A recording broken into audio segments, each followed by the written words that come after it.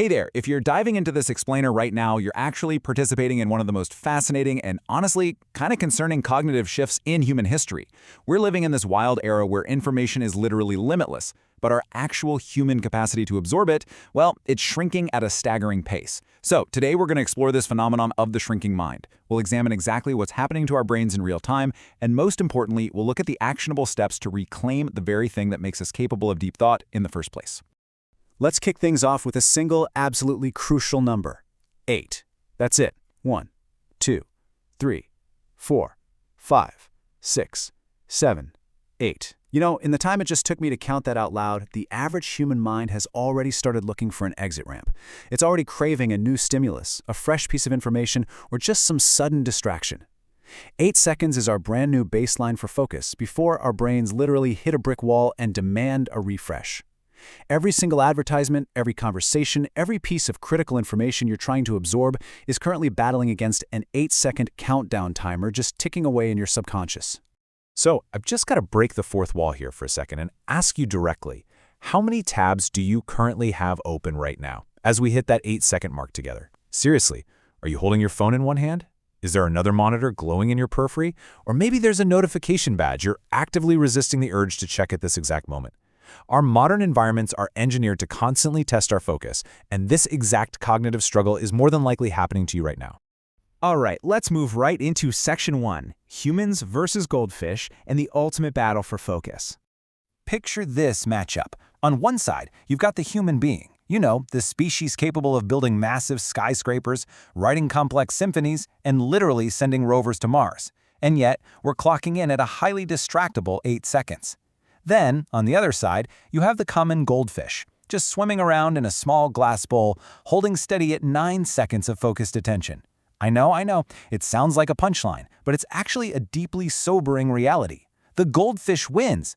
By a full second, that little fish is more capable of holding a single, uninterrupted train of thought than the modern, hyper-connected human being.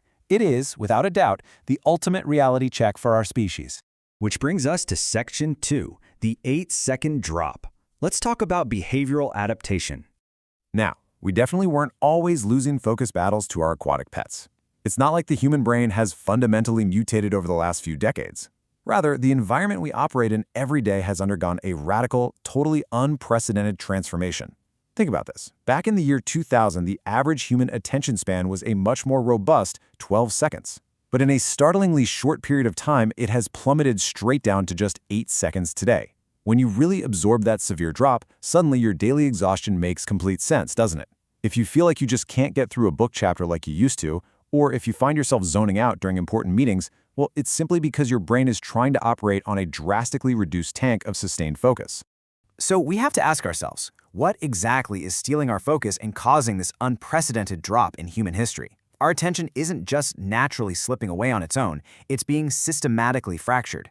We're talking about endless notifications and scrolling interfaces that are designed specifically to trigger those addictive dopamine loops.